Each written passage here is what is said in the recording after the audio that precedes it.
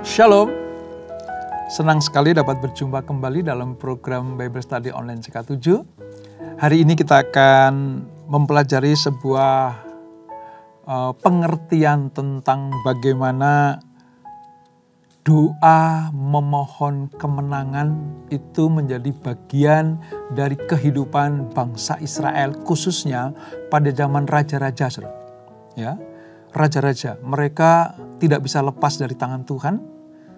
Ketika mereka sedang menghadapi musuh, ketika mereka sedang ekspansi atau memperluas wilayah, mereka mempertahankan wilayah ketika diserang, ya, maka ada sebuah doa yang dipanjatkan kepada Tuhan supaya Israel, khususnya Raja Israel itu mendapatkan kemenangan.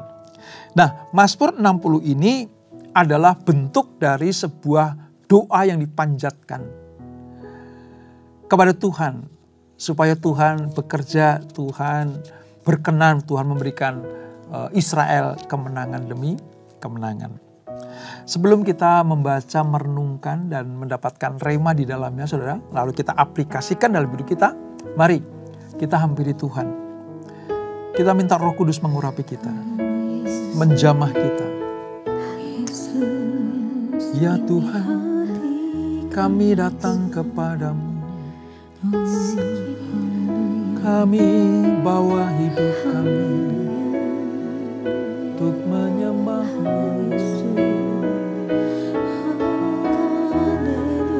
Sebab Kau Allah perlindungan kami, Kau Tuhan penolong yang ajaib selamanya. Yesus, terima kasih Tuhan.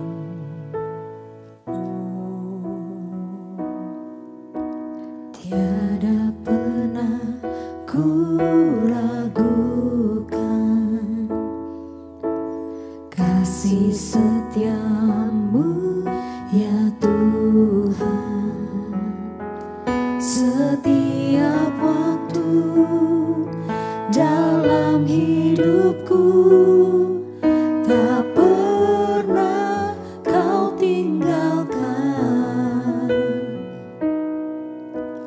Meski langit tampak suram, awan gelap pun menghadang, hadapi badai, lewati gelombang, tak pernah Kau tinggalkan diriku.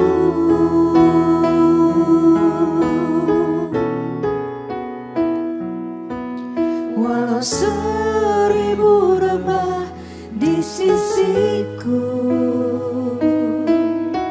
Kau tetaplah Allah penolongku. Walau 10.000 rebah di kananku, takkan ku goyah, sebab Yesus sertaku.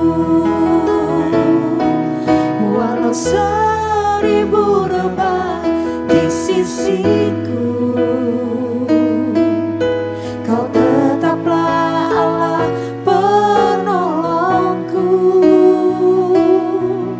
Walau 10.000 rebah di kananku, takkan ku goyah, sebab Yesus sertaku.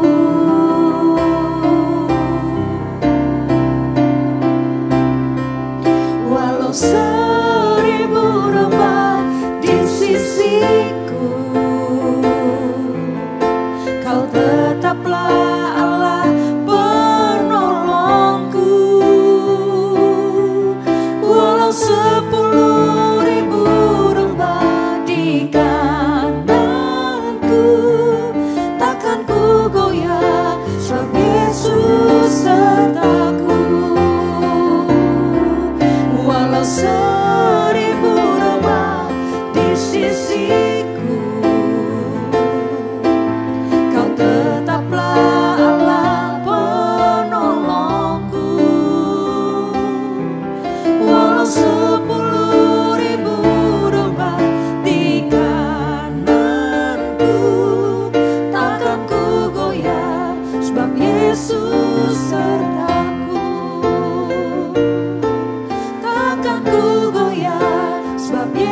Yesus sertaku, takkan ku goyah, sebab Yesus sertaku.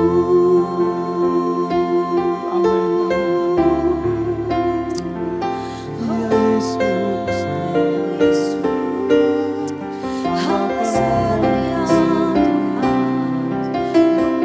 ya Yesus Tuhan, bela kami yang beri kemenangan demi kemenangan.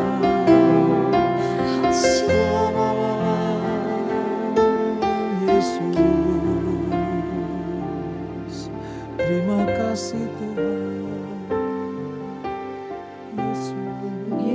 Yesus memegangku dengan tangan kananmu. Yesus memberiku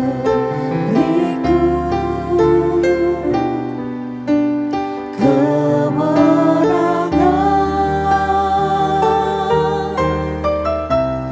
Yesus memegangku dengan tangan kananmu. Yesus memberiku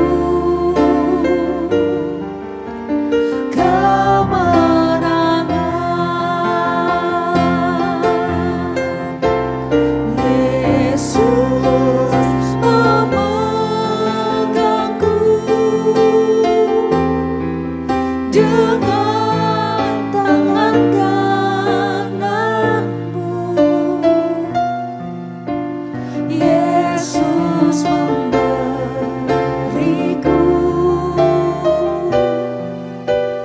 kemenangan.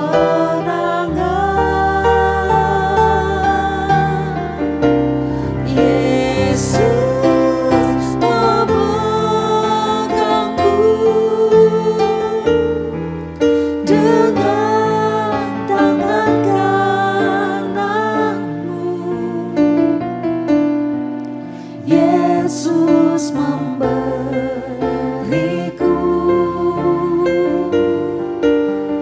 kemenangan. Yesus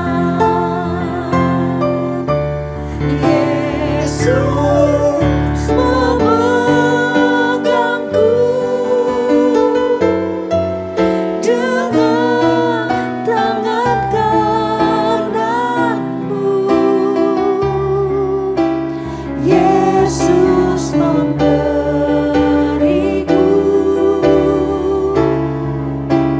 kemenangan.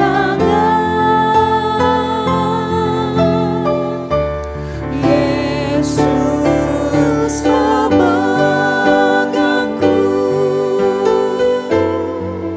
dengan tangan kananmu. Yesus memberiku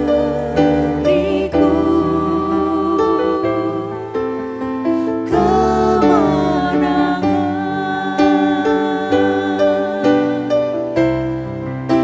Yesus memberiku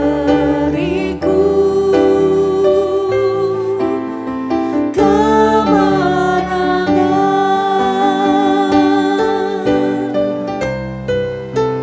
Yesus memberiku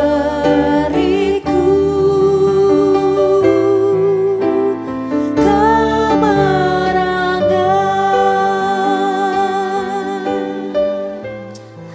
Oh Yesus, terima kasih Tuhan.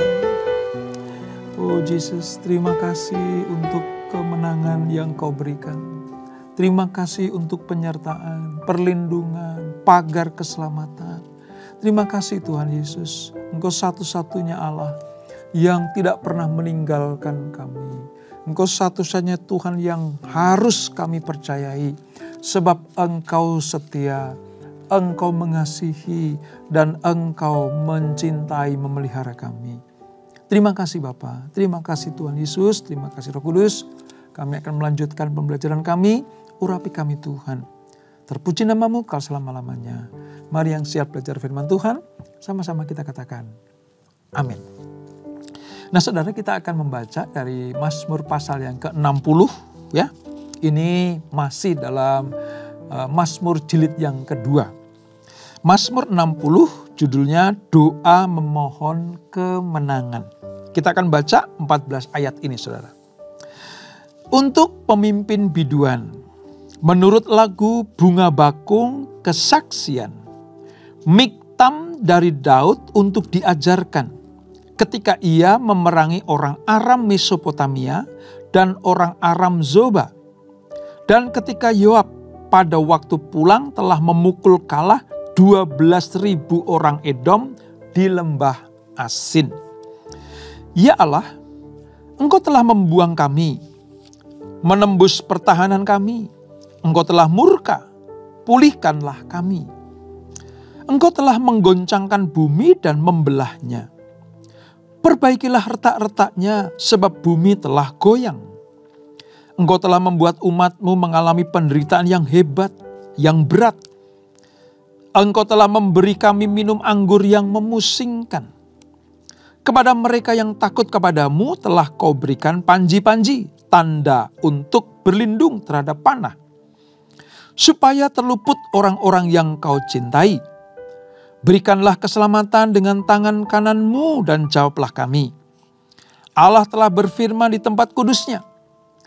Aku hendak beria-ria. Aku hendak membagi-bagikan Sikem dan lembah Sukot hendak kuukur.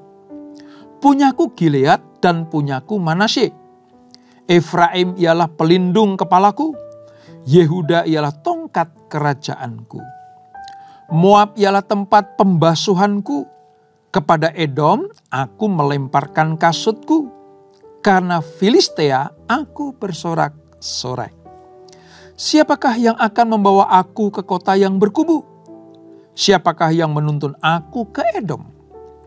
Bukankah Engkau ya Allah yang telah membuang kami dan yang tidak maju ya Allah bersama-sama bala tentara kami? Berikanlah kepada kami pertolongan terhadap lawan dan sebab sia-sia penyelamatan dari manusia. Dengan Allah akan kita lakukan perbuatan-perbuatan gagah perkasa sebab ia sendiri akan menginjak-injak para lawan kita. Nah inilah doa tentang permohonan kemenangan kepada raja terhadap para musuhnya. Ini merupakan sebuah lagu, saudara. Lagu tentang kesaksian, pendapat dan ketentuan Daud untuk diajarkan kepada bangsa Israel. Saudara, tidak selalu Israel itu menang dalam peperangan. Tidak selama-lamanya, bahkan selalu mengalami kemenangan demi kemenangan. Nah, kapan mereka kalah? Pada waktu seperti apa mereka itu dikalahkan oleh musuh-musuhnya? Padahal dia bangsa pilihan. Padahal umat Allah, umat perjanjian. Tidak selalu mereka menang perang. Ada kalanya mereka kalah kok. Nah, kapan mereka kalah? Hanya ketika Tuhan itu murka, Tuhan itu menghukum mereka karena ketidaktaatan bangsa Israel kepada Tuhan. Hanya itu. Hanya itu. Itulah sebabnya pemazmur dalam hal ini Daud mengajarkan. Hai orang Israel, bukan dengan pedang kita mampu mengalahkan musuh. Bukan dengan banyaknya pasukan kita mampu menghalau musuh kita. Tetapi karena Tuhan. Karena Allah. Jadi kalau Tuhan itu sepertinya membuat kita kalah. Menjual kita kepada bangsa-bangsa lain. Membuang ke tempat lain. Itu semua karena pelanggaran kita. Maka perlu bagi Daud mengajarkan. Supaya apa? Bangsa Israel terus berdoa. Terus hidup benar. Terus mengandalkan Tuhan. Supaya apa? Tuhan memberikan kemenangan demi kemenangan. Ada satu peristiwa saudara, ketika bangsa Israel itu kalah. Ya. Sejarah Israel mencatat, ketika pertempuran sedang berlangsung di sebelah timur laut, ya, Edom dan Moab itu menyerbu dari selatan. Ketidaksiapan bangsa Israel itu menjadi sebuah suasana yang sangat mencekam. Di saat genting yang seperti itu, tiba-tiba musuh itu mampu menghardik bangsa Israel. Israel mengalami kemalangan, Israel mengalami kekalahan. Lalu Daud mengambil Yoab, sang panglima perangnya. Untuk apa? Membawa pasukannya, membendung ancaman dari Edom dan Moab itu. Tapi yang terjadi, kekalahan perang terjadi. Sesuatu yang tidak terduga dialami bangsa Israel. Dan ini merupakan pukulan yang hebat terhadap semangat bangsa pilihan ini. Setiap kali ada peperangan dan Israel kalah, itu merupakan pukulan yang hebat. Mereka nggak ngerti kenapa ya, kok kita bisa kalah? Kenapa ya, kok pasukan musuh bisa memukul mundur kita? Tentunya sekali lagi seperti yang saya katakan, ketika mereka kalah perang itu semua karena Tuhan marah. Bangsa Israel berbuat dosa. Nah, dampak kekalahan ini saudara, itu betul-betul digambarkan sebagai sebuah seperti gempa bumi yang memporak-porandakan bangunan yang kuat.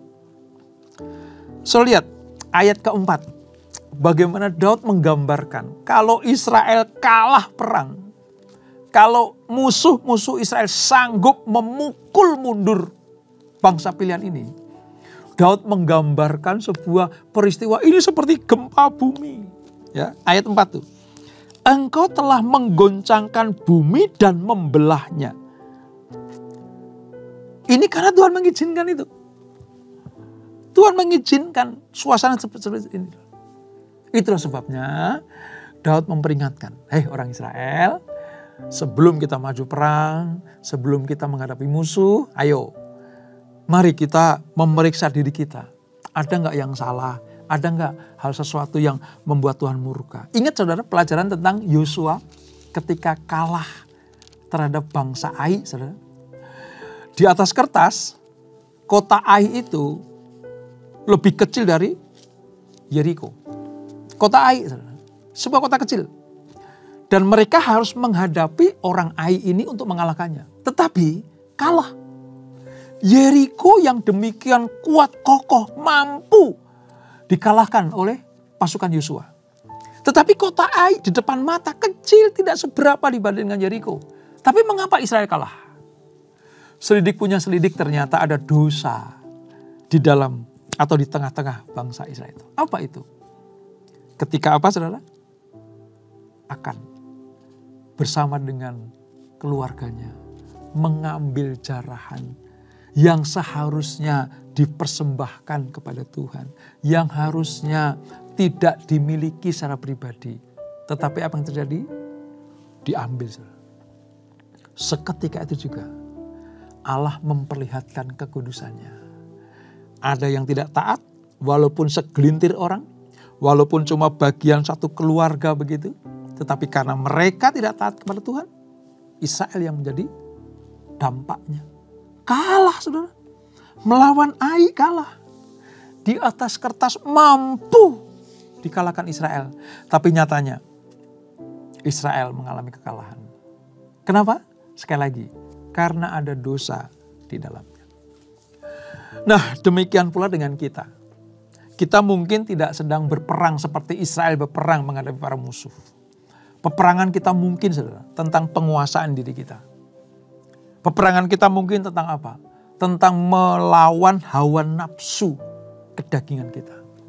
Peperangan mungkin kita sedang diperhadapkan pada masalah demi masalah. Sekali lagi, mari kita periksa. Kalau kita seolah-olah itu kalah terhadap masalah, kalah dalam peperangan rohani ini, periksa diri kita. Ada sesuatu yang salah. Adakah dosa yang masih ada dalam hidup kita?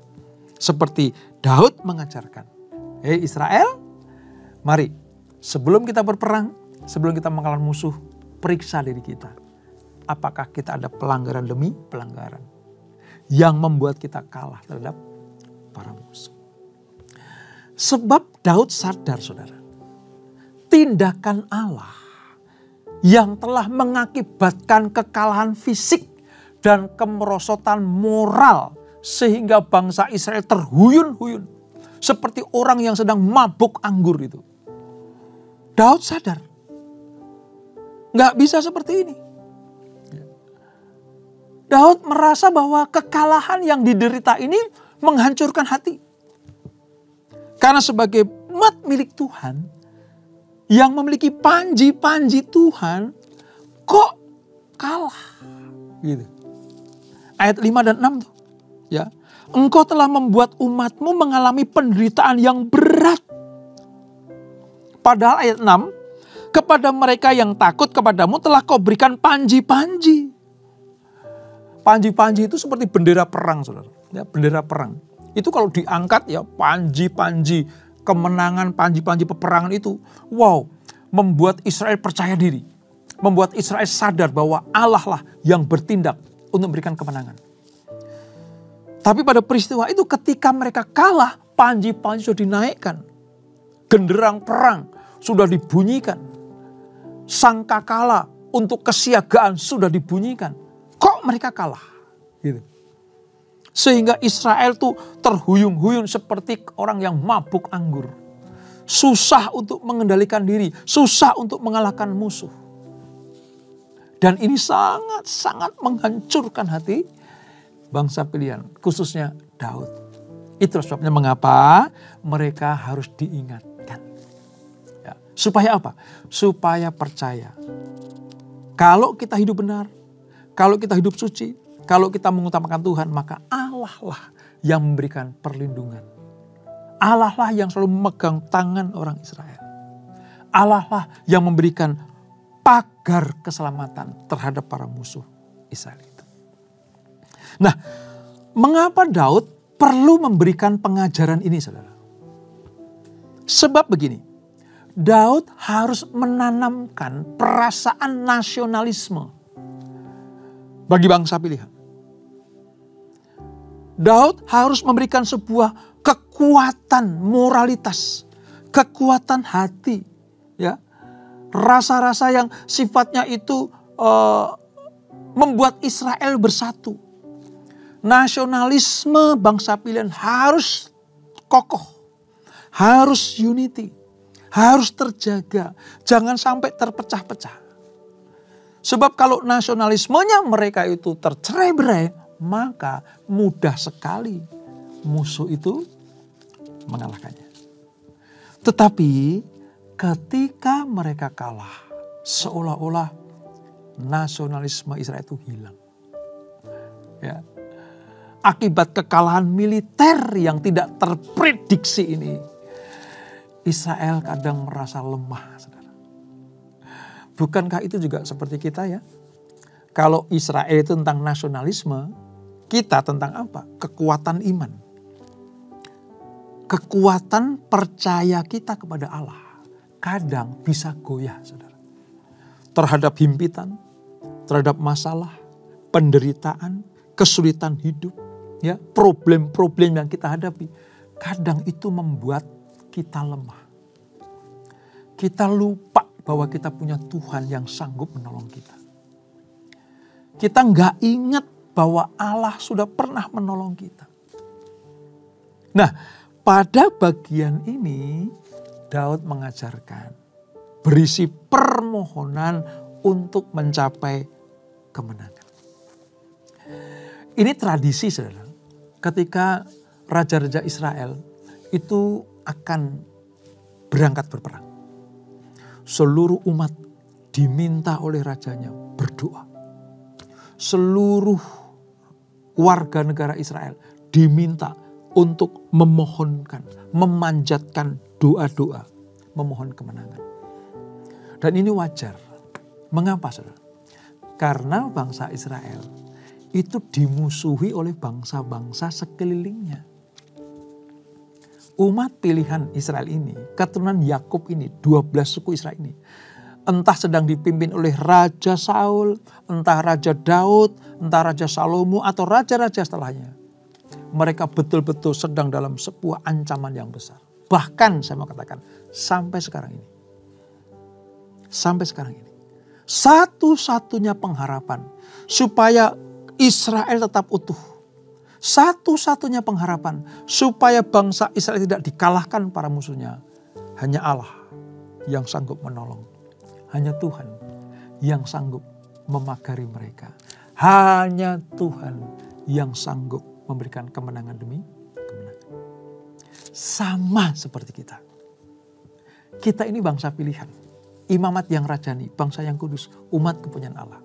Musuh-musuh kita, saudara, itu berkeliling sepanjang hari, sepanjang waktu, sepanjang masa.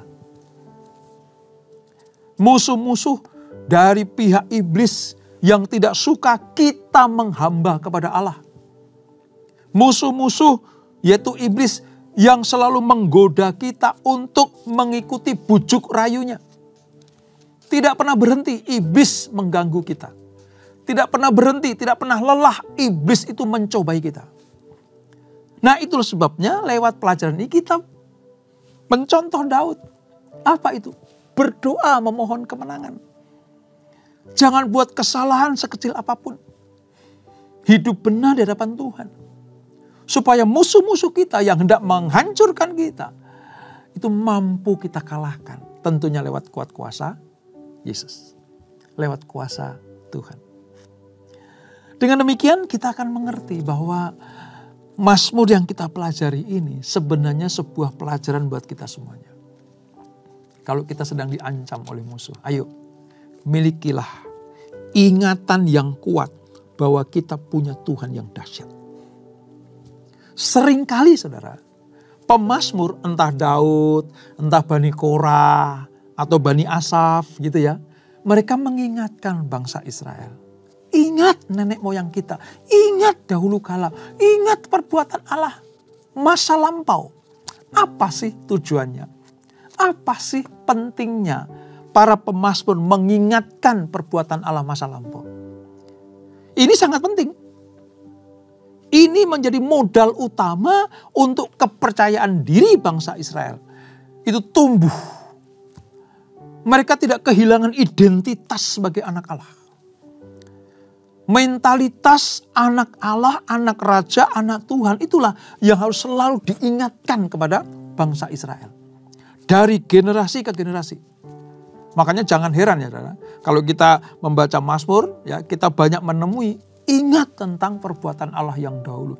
Ingat tentang Allah menolong nenek moyang kita. Ingat Allah yang membelah laut. Ingat Dia yang memberikan makanan di padang gurun. Tujuannya supaya bangsa Israel tahu bahwa Tuhan yang memilih mereka. Tuhan yang menolong mereka adalah Tuhan yang dahsyat. Sejak zaman dahulu, zaman nenek moyang mereka. Dan sampai kepada generasi mereka, Tuhan yang sama yang menolong. Yang memberikan kemenangan demi kemenangan. Nah, ini juga yang harus kita sadari, kita mengerti, kita pahami. Bahwa Tuhan yang sudah menolong kita. Tuhan yang mungkin sudah memberikan pertolongan kepada generasi kita sebelumnya.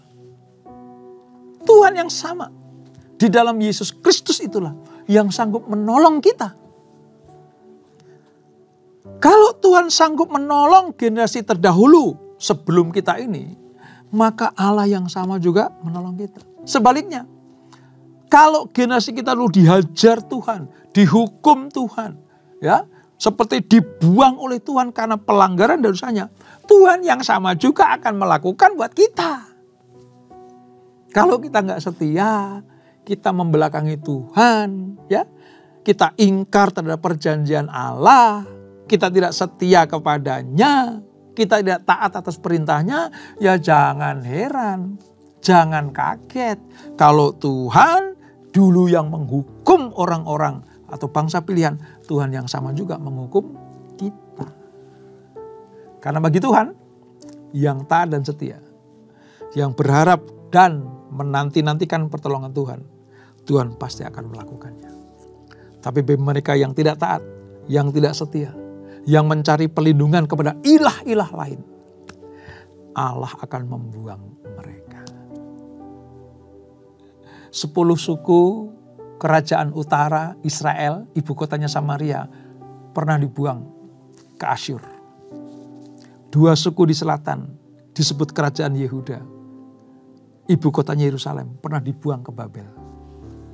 Terhadap bangsa pilihan, terhadap umat perjanjian, Allah tidak menyayang-nyayangkan.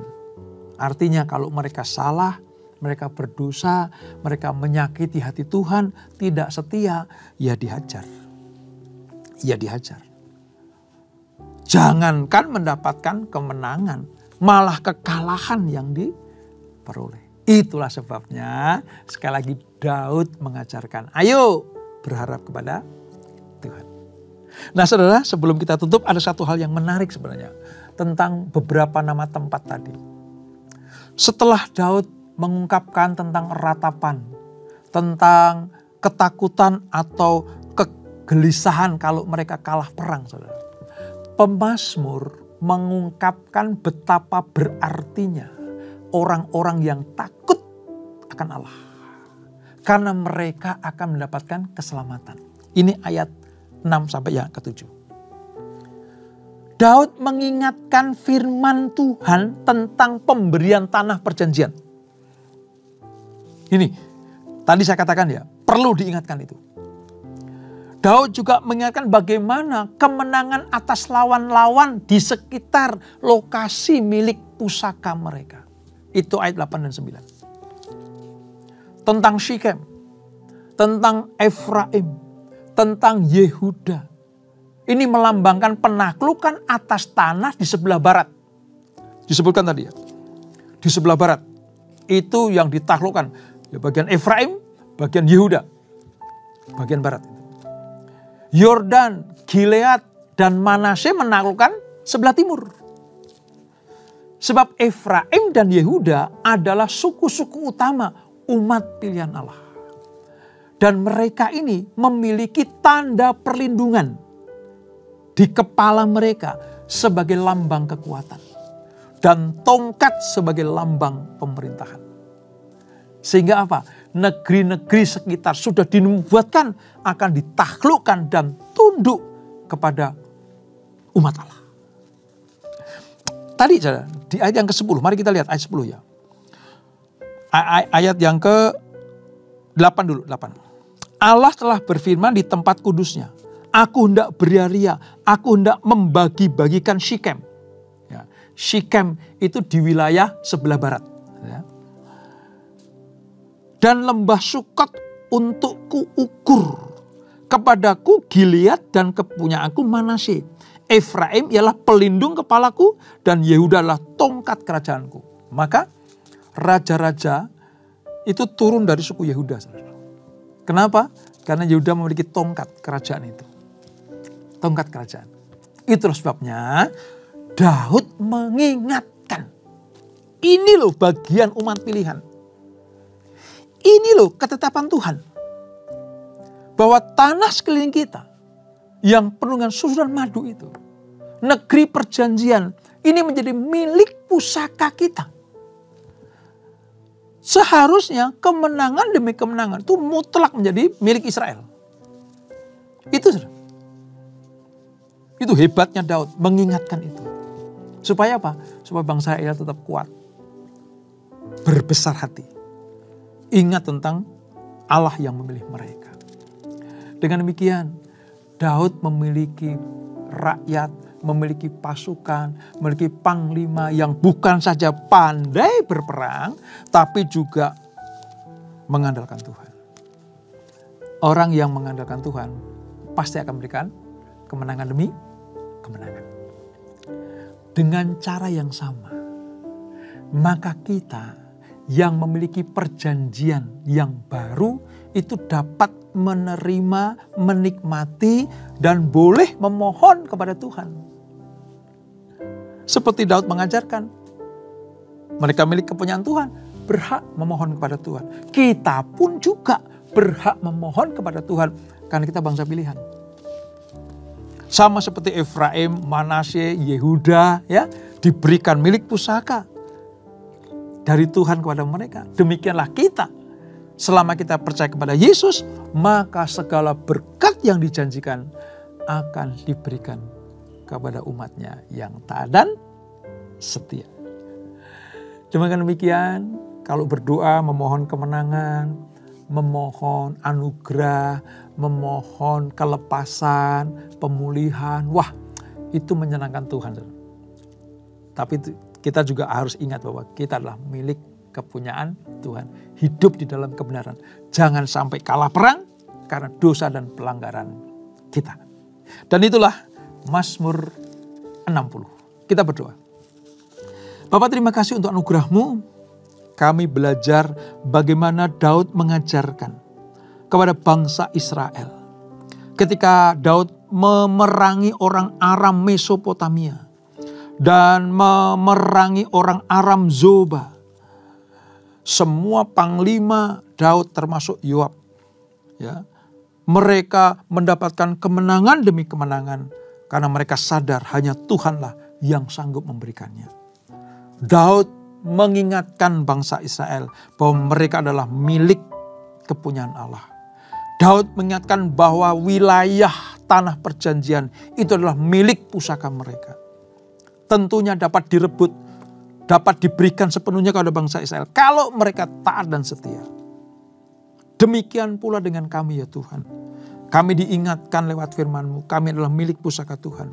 Kami ini adalah umat kepunyaan Tuhan. Imamat yang rajani, bangsa yang kudus, umat pilihan Allah. Supaya kami membawa terang, kami membawa kemenangan atas kuasa kegelapan. Terima kasih Bapak untuk pelajaran ini. Kami diingatkan supaya kami mengandalkan Tuhan. Terus berjalan bersama dengan Tuhan. Supaya kami tidak dibuang oleh Tuhan. Supaya nama kami tidak dihapus dari kitab kehidupan. Dan supaya kemenangan demi kemenangan dapat kami raih. Sebab bersama dengan Tuhan kami cakap menanggung segala sesuatu. Berkati anak-anak-Mu, berkati kami semuanya. Dan sebelum kami berpisah, kami siapkan hati kami terima berkat yang daripada-Mu. Kekasih Kristus, arahkan hatimu kepada Tuhan. Terimalah berkat kasih anugerah dari Allah Bapa yang berlimpah-limpah. Di dalam Anak-Nya yang tunggal Tuhan Yesus Kristus dan persekutuan yang manis dan Roh Kudus menyertai kita semuanya. Mulai saat ini sampai Maranatha. Yesus datang dua kali menjemput kita semuanya. Bertemu di awan-awan yang permai. Menikmati kemuliaan kekal sampai selama-lamanya. Yang diberkati. Sama-sama kita katakan amin. Tuhan Yesus memberkati.